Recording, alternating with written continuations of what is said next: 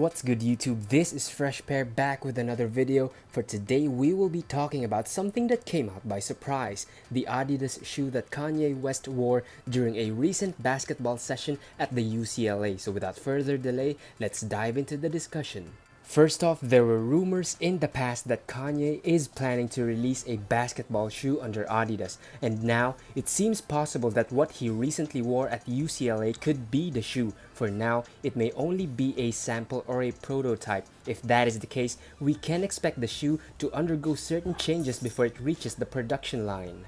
But let's assume for a moment that the shoes are the ones that will be releasing sooner or later. Based on the photo, we can make several educated assumptions to help us get through this rather unexpected turn of events. We don't know the specific name of the shoe yet, so let's leave it at that. Let's begin with the silhouette. The shoe is basically a high top design. The collar, which is practically a sleeve, almost reaches the shins at the front. Note that the top line of the sleeve is non-linear. It looks contoured. It is highest at the back, drops at the sides, then partially increases in height at the front. It's also possible that the sleeve has a cutaway somewhere at the back.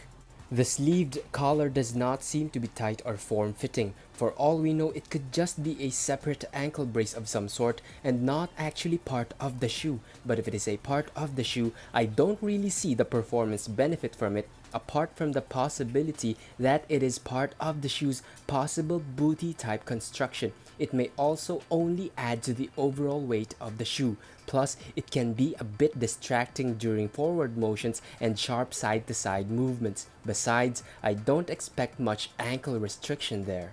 And then you have the shape of the outsole. It seems to adopt the shape of the outsole of the Adidas Yeezy footwear. The outsole seems to be really wide, mainly because of the extended out trigger. At the same time, it also reminds me of the shape of the outsole of the Crazy Explosive 2016 and the newly unveiled 2017. I guess it's fair to say for now that the outsole will provide the overall stability of the shoe. For cushioning, we can't say based on the photo if full-length boost is used. However, I suspect that full-length boost will be used in the shoe mainly because it has been an essential component of the Adidas Yeezy line. If that's the case, the cushioning here is promising. It may be on the same level as the Crazy Explosive 2016, assuming that the boost foam is the same. My only concern is that the midsole is caged. It may restrict the compression and expansion of the boost midsole, thereby decreasing its cushioning potential. The lacing system at the throat looks basic, nothing too outlandish there.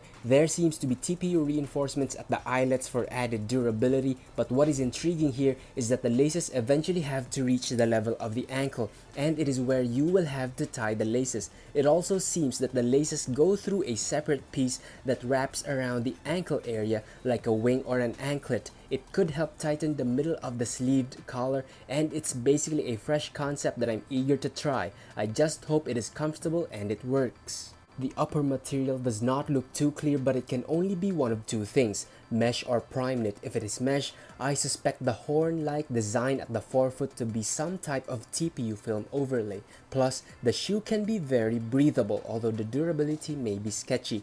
If, on the other hand, the upper material is prime knit, you can expect what you already know from it: lightweight, breathable, and durable enough. I can't say anything more or less concrete about the traction pattern of the shoe at this point because we have no images of it yet, but I won't be surprised if the traction pattern will be inspired by or borrow from existing traction patterns from the lineup of Adidas basketball footwear. It could play along the lines of the coral pattern of the Crazy Explosive, or the wave-like herringbone pattern of the D-Rose 7, or perhaps somewhere between. But don't take my word for it, it's just a guess based on what we already know.